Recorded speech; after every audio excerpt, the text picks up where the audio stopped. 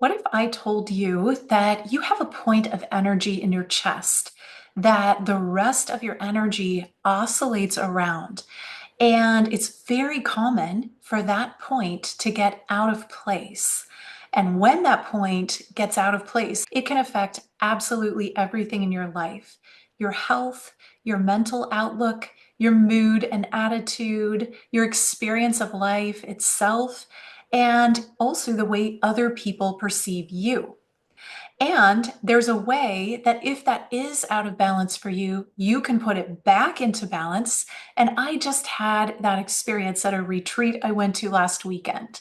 So today I'm going to share with you about my experience with the assemblage point.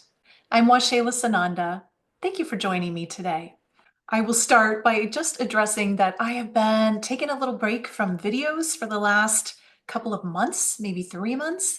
And now I'm starting to feel the energy of getting back into it and starting to get motivated and inspired again. And maybe it has something to do with this assemblage point work that I did in a retreat last weekend. So here's the idea behind the assemblage point from a scientific standpoint or point of view, and there have been scientific studies done on this. Energy systems are assembled around a center point or an epicenter. Galaxies, solar systems, planets, molecules, and atoms are all systems that oscillate, and so is the human body. The human epicenter assemblage point is in our chest. And so when that's off or out of balance, we feel out of balance. Health, our minds, bodies, spiritual health, all of that might not feel aligned when our assemblage point is out of balance. And while I had come into contact with information about this before, I've never actually had an assemblage point procedure done before last weekend. And so I did get to experience that, and wow, it really was incredibly powerful, almost like a psychedelic or deeply like a deep meditation where you're really journeying. I had a profound experience, and I want to share about that with you today. And I'm just going to kind of go through the way it was done, and then I'll share what my experience was. Mike Broadwell, who is the owner of Solara Gems, was there, and this was something that he introduced with the assemblage point. Solara Gems there's a gemstone basically in a little box, and there's light that's being beamed through it. And so for the assemblage point procedure, one person who's receiving the procedure sits in a chair, and the gem is on a tripod with, the flashing light through it. And the person receiving just closes their eyes, and it tends to take around 20 minutes to get the assemblage point balanced and into place. So, and the way that it gets out of place is simply by life on planet Earth. We have stress, we have drama, we have trauma, we have the state of the world. Anything that happens could potentially be something to cause the assemblage point to move out of center. And then a number of things can sort of like a ripple effect happen when that happens. And so I was excited to try this out and have the experience for myself. And so it was very simple. That I just sat there, closed my eyes, took some deep breaths. There's a pilot, Mike calls it, is the person running the Solara Gem, which really means they're just sitting there observing the process. And then we had, in this experience, it can be done individually, but in this experience, it was a retreat. So there were about maybe 8 or 10 people observing, sort of like in a semicircle in front of me. And I actually found that quite nice to have these observers because it felt like they were very much part of the process. And they were holding space they were totally silent, just sitting and meditating, holding space for the experience. So here's how it played out for me. Now, it is going to be very different for every single person that has this experience. So my experience would be very different than yours. I'm just going to go through what I felt. I know other people had very amazing, powerful, expanding experiences as well.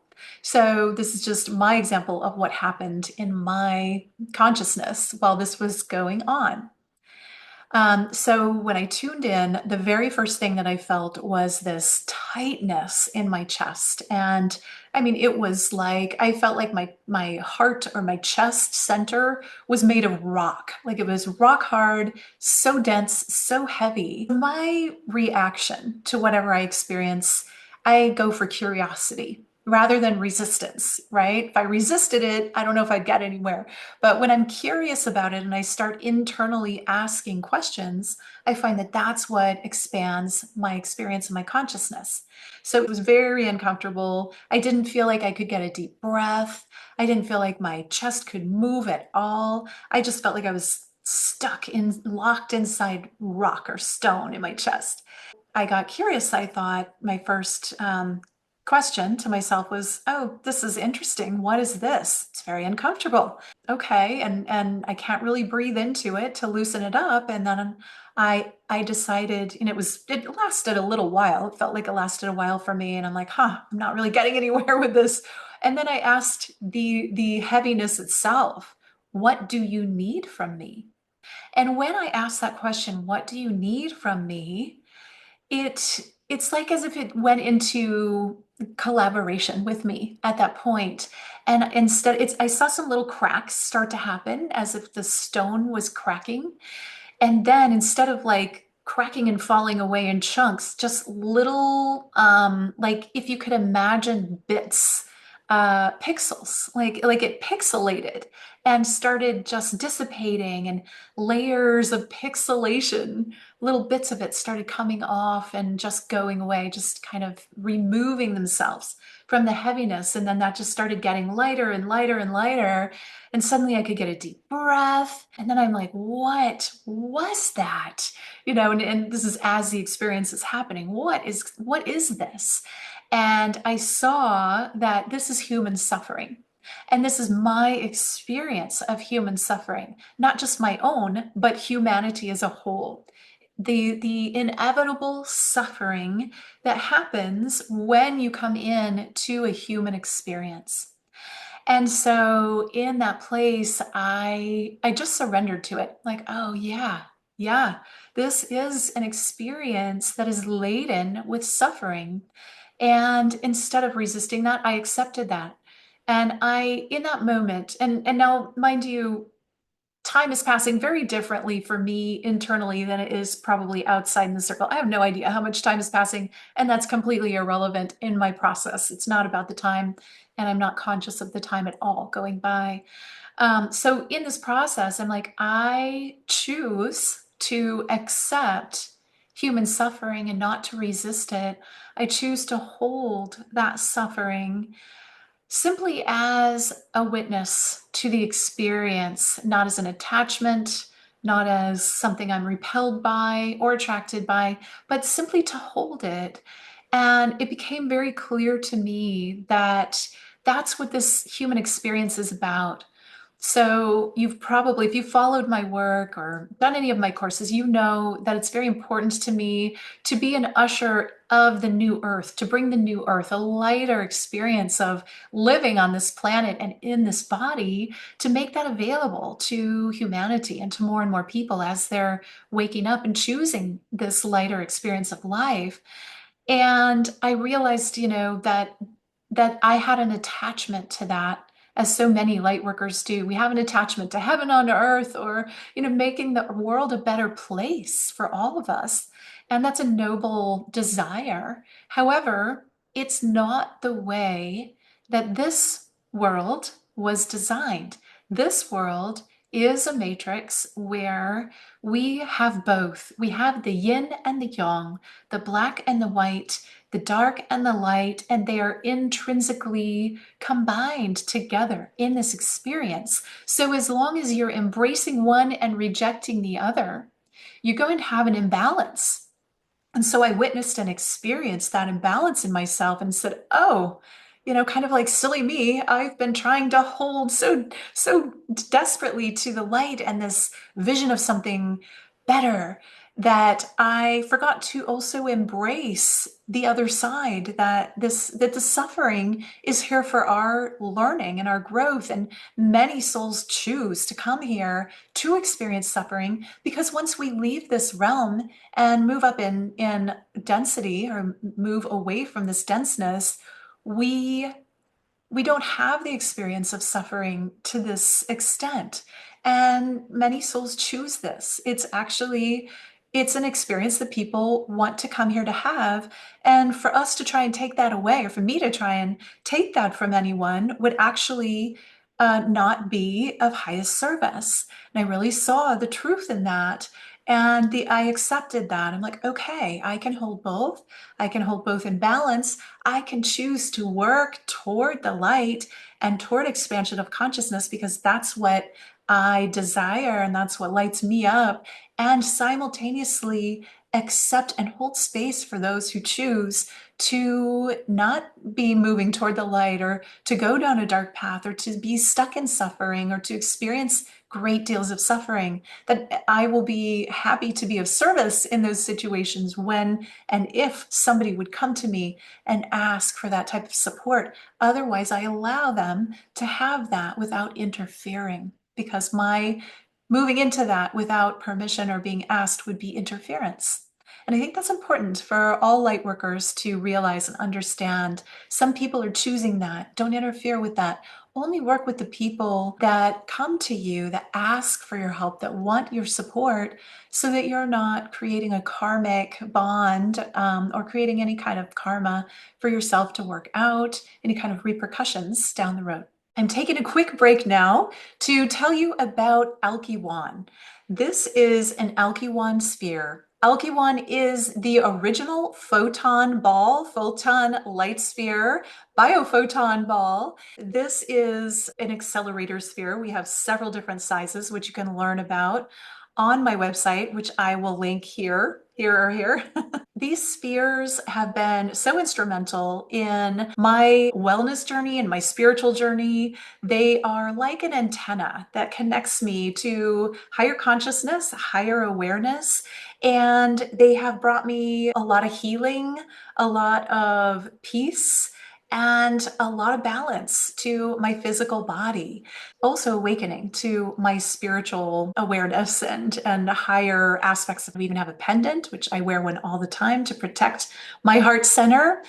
And if you're interested in learning more, I do want to say this is the original. There's a knockoff product out there now, but Elky was the original and remains the original photon or biophoton sphere. I'd love to share more about it with you. You can go to my website, which I will link here, and you can learn more about it.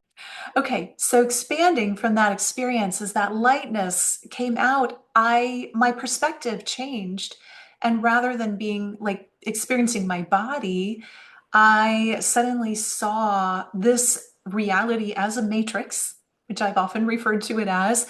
This is a big matrix. And in that experience, it actually looked like a great big metal ball with, did you ever have like, I think it was called a gyroscope? Sort of like a top when you were a child. I had one, and I think it had like a string that you wrap around and then pull, and then it circles and spins for quite some time. And if it's balanced, it can spin for a long time. And if it's not, it sort of topples over or goes sideways. Anyway, well, that's a flash from the past. Long time ago, and I don't even know if they make them anymore. But that is the type of configuration that I saw around the quote unquote matrix. So around this reality, as if we're in a sphere, and that I actually saw a metal encasement around it, and then sort of like these lines of energy around that, but they were more metal. And that's just the way I observed it. I'm not saying it's like that in reality. That's my consciousness observed it, and that is what I saw clairvoyantly to help me understand what this is, and that it's a matrix, it's a type of game. And I was reminded to be lighthearted about it, that this is the game you came to play in the Matrix. And I'm like, oh yeah, I did, I remember. And then I'm expanding out, and suddenly I found myself looking in at the universe. So as if I'm outside a clear ball, like a clear sphere, And as if that clear sphere contained the universe, this universe. And I was a gigantic being looking in at the universe and seeing, solar systems and planets and galaxies and suns. And way in there, in a tiny little speck somewhere, was the Earth. And I could actually see, energetically, see my body and my experience happening there on the Earth as I'm this gigantic being viewing the matrix, looking in and seeing this universe happening, as if it's a big show, a big galactic, cosmic, whatever, expanded consciousness show that I get to observe. And then I had the thought, oh, isn't that interesting? Who am I? Because I could see myself then observing myself. And in this situation, I was a gigantic blue being, like gigantic, as big as the universe, because I was looking in at the universe, so bigger actually. And I'm like, who am I that is observing this gigantic version of myself looking at the universe? And I'm like, and then I expanded out again, and it was just like blackness. And I heard and saw, I am. And I took a deep breath. I'm like, oh yeah, I am this. And then I just hung out there for a while. It was really like spacious and expanded and light, not light colored. It was dark actually, but lightness, like a feeling of no density, that type of light, a levity to it, and actually no sensation of matter whatsoever. I was no longer at all aware of any physical feelings in my body in that part of it. And so then, as I'm experiencing this I am experience, I continued to expand out beyond the I am. And then there was no I. There was no I then. It was just being. It was just a state of awareness. And in that state of awareness, I just kind of started internally laughing. The consciousness that I was or wasn't, whatever was being, the being that I was experiencing in that moment, which was eyeless, there was no I in that, just started laughing. Like, what a joke, what a funny game that we're playing. And then in that space, I saw and heard, I don't know if I saw or heard, I experienced the I is a lie. The I am is even a lie. And then I'm like, what does that mean? But I knew what it meant, even in the wondering. It means at that expanded space or that expanded state of being, there is no I. There is no differentiation. There's no separation of this I from that I, from me from you, and anybody else, from planets and stars and galaxies and systems, from the elements and the animals and everything that is the same awareness of being.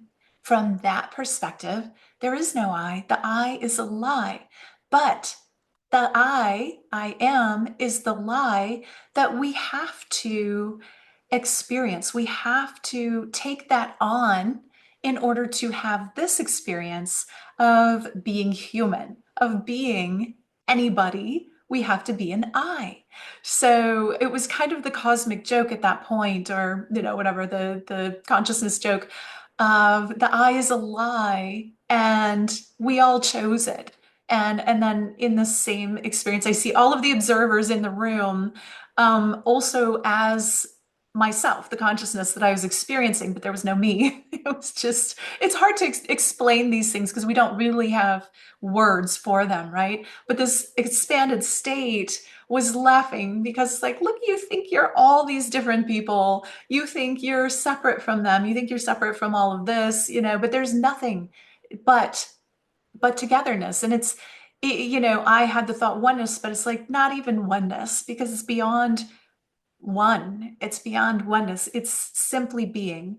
And it was such a lovely space to float in. And I just relished the experience and indulged in it and experienced it for a while. And I'm like, yeah, this is what it is. And I chose to be an I. I chose the I am, and I chose, and then I was looking back at the gigantic me, looking into the universe, and my whole head just became a giant I, like looking in the I am, like it was just such a silly joke that I am. And then I came back through that. The experience was ending, so I was being called back, and I actually, they hadn't said to come back yet, but I knew it was. Some part of me was just like, yep, it's time. You got what you needed to get. Time to go back and have this experience. So I'm like, okay, I'll embrace the I that I am, and came back through the giant being, back through the universe, back into the matrix, back into the body. And then I was just like, oh, hey. And then like trying to put that into words was quite something. There was an opportunity for share back after I shared what I experienced, and a couple of the people started off with, I wish we would have recorded that because I would have liked to have heard that back. Really, that's what inspired me to do this video. I highly recommend, if you get a chance, an opportunity to have an assemblage point experience, I would recommend it. It was powerful for me. I know there are many other ways to have an expanded experience of consciousness like that. However, I will say that since that experience, I have felt more like there was a little bit of an integration period where at first I was like, whoa, I don't feel like quite together yet. Like I'm too expanded. And so I left after that experience. I left the retreat. It was the second day. It was the second half of the second day. I'm like, I need to go home and just integrate, which I did. And then just like coming back from that, feeling more and more integrated. But now I feel much more energetic and much more vibrant and inspired and ready to move forward in my work. So that's really fun. I've been waiting for that experience before I move into my next summit series, which I feel coming now. And I feel much more aligned. I'll leave it there. And so many other things are feeling better. And it's the kind of thing where maybe I didn't even know that I wasn't feeling as aligned as I needed to until after the assemblage point being sort of put back in place.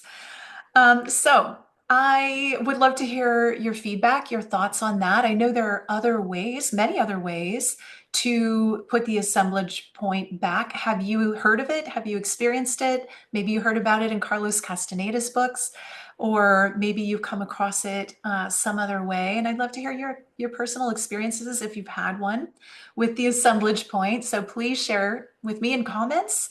And I would love it if you would like and subscribe. That's always helpful. I appreciate you. Thank you for joining me today. It's just wonderful to be back in so many ways. I'm Waxéla Sananda.